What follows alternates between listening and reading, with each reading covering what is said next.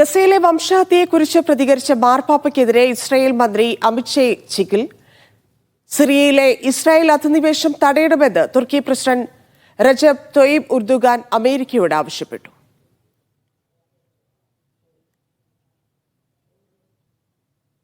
V K Suhail ചേരുന്നുണ്ട്. സുഹൈൽ, നേരത്തെ തന്നെ മാർപ്പാപ്പയുടെ ഈ വംശഹത്യ പരാമർശത്തിനെതിരെ വത്തിക്കാനിലെ ഇസ്രായേൽ എംബസിയൊക്കെ രംഗത്ത് വന്നിരുന്നു. അതിനുശേഷമാണ് വീണ്ടും ഇപ്പോൾ ഇത് ഈ പുസ്തകത്തിലെ പരാമർശം തന്നെയാണോ? എന്താണ് അതിൽ പറയുന്നത്, മന്ത്രി പറയുന്നത്? മറ്റൊന്ന് ഉർദുഗാന്റെ ആവശ്യം എന്താണ്? ധന്യ, ഇപ്പോൾ രണ്ട് പ്രധാനപ്പെട്ട വിഷയങ്ങളാണ് ഇസ്രായേലിനെ ചൊടിപ്പിച്ചിരിക്കുന്നത്. ഒന്ന്, മാർപ്പാപ്പയുടെ ഒരു പുസ്തകം പുറത്തിറങ്ങാനിരിക്കുകയാണ്. അതിലൊരു പരാമർശമാണ് ഇസ്രായേൽ ഗസയിൽ ചെയ്യുന്ന സൈനിക നടപടികൾ അത് വംശഹത്യയാണോ എന്ന കാര്യം ലോകം പരിശോധിക്കണം, അതിൽ ഇടപെടണം എന്ന് മാർപ്പാപ്പ പറയുകയാണ്. ഏറ്റവും ധീരമായ ഒരു നിലപാട് തന്നെയാണ് മാർപ്പാപ്പ മുന്നോട്ട് വയ്ക്കുന്നത്. അക്കാര്യത്തിൽ ഇസ്രായേലിനുള്ളിൽ വലിയ അമർഷമുണ്ടായിരുന്നു. അതിന് പുറമെയാണ് ഇപ്പോൾ ഉണ്ണിയേശുവിനെ കഫിയ പുതപ്പിച്ച ഒരു പ്രതീകം, അതിൻ്റെ അടുത്ത് ചെന്നുകൊണ്ട് അത് ഉദ്ഘാടനം ചെയ്യാൻ മാർപ്പാപ്പ തന്നെ എത്തിയതായുള്ള ദൃശ്യങ്ങൾ പുറത്തു വന്നിരുന്നു കഴിഞ്ഞയാഴ്ച.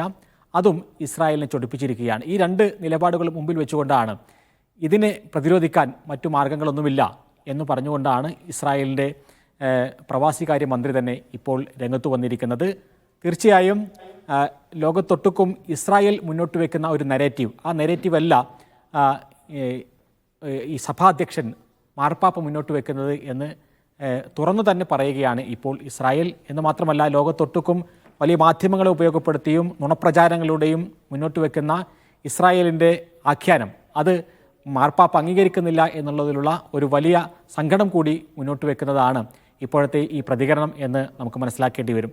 അതോടൊപ്പം തന്നെ ക്രിസ്മസ് വരാനിരിക്കുകയാണ്. ലോകത്തൊട്ടുക്കുമുള്ള പല സഭാ മേധാവികളും ഇക്കാര്യത്തിൽ ഗസയെ മുന്നിൽ നിർത്തിക്കൊണ്ടുള്ള ചില നിലപാടുകൾ പ്രഖ്യാപിക്കുന്നു. നമുക്കറിയാം, കഴിഞ്ഞ വർഷം തന്നെ ബത്ലഹേമിലും അതേപോലെ തന്നെ ജെറുസലേമിൻ്റെ വിവിധ ഭാഗങ്ങളിലും ക്രിസ്മസ് തന്നെ ആഘോഷിക്കാതെ മാറ്റിവെച്ചുകൊണ്ടുള്ള നിലപാടിലേക്ക് അവിടെയുള്ള പുരോഹിതന്മാർ പോയിരുന്നു. ഗസക്കൊപ്പമാണ് ഞങ്ങൾ എന്ന ഒരു നിലപാടാണ് അവർ സ്വീകരിച്ചിരുന്നത്. ഗസക്കുള്ളിലുള്ള നിരവധി ചർച്ചുകൾ ഇസ്രായേൽ ആക്രമിച്ച് നശിപ്പിച്ചിട്ടുണ്ട്. ആ തരത്തിൽ ക്രിസ്ത്യൻ സഭയ്ക്ക് സംബന്ധിച്ചിടത്തോളം ഇസ്രായേലിൻ്റെ മറുപക്ഷത്ത് നിൽക്കുന്ന നിലപാടാണ് പലപ്പോഴും ഉള്ളത്. ആ ഒരു നിലപാടിന് കൂടി പ്രതിഫലമായിട്ട് വേണം ഇപ്പോഴത്തെ ഇസ്രായേലിൻ്റെ പ്രതികരണത്തെ നമുക്ക് കാണാൻ. മറുഭാഗത്ത് സിറിയയിലേക്ക് ഇസ്രായേൽ അധിനിവേശം നടത്തിക്കൊണ്ടിരിക്കുകയാണ്. നമുക്കറിയാം, ബഷാർ അൽ അസദിൻ്റെ പതനത്തിന് ശേഷം വിവിധ തലങ്ങളിൽ ഇസ്രായേൽ ആക്രമണം നടത്തുന്നത് നമ്മൾ കാണുന്നു. 400-ലധികം കേന്ദ്രങ്ങളിൽ ഇസ്രായേൽ ബോംബിട്ടു. അതേപോലെ തന്നെ ഗോലൻ കുന്നുകൾ പിടിച്ചടക്കുന്നു, അതിനപ്പുറത്തേക്ക് പോകുന്നു. ഇങ്ങനെയുള്ള ഈ അധിനിവേശത്തെ അമേരിക്കയും പാശ്ചാത്യ രാജ്യങ്ങളും പിടിച്ചു നിർത്തണം എന്നാണ് ഇപ്പോൾ തുർക്കി പ്രസിഡന്റ് റജബ് തയ്യിബ് എർദോഗാൻ പറയുന്നത്. ഈ തുർക്കി ഈ സിറിയയുടെ വിഷയത്തിൽ കാലങ്ങളായി ഈ ആഭ്യന്തര യുദ്ധം തുടങ്ങിയത് മുതൽ ഇടപെടുന്ന രാജ്യം കൂടിയാണ്. വിവിധ താല്പര്യങ്ങൾ തുർക്കിക്കും സിറിയയുമായി ബന്ധപ്പെട്ടുകൊണ്ടുണ്ട്. പക്ഷേ ഇതിനിടയിൽ ഇസ്രായേൽ കയറി കളിക്കുന്നത് വലിയ അപകടമാണ് എന്നിപ്പോൾ തുർക്കി പ്രസിഡന്റ് പറയുകയാണ്. ഒരു ജർമ്മനിയുടെ ഒരു സംഘം എർദോഗാനുമായി കൂടിക്കാഴ്ച നടത്തുന്നുണ്ട്.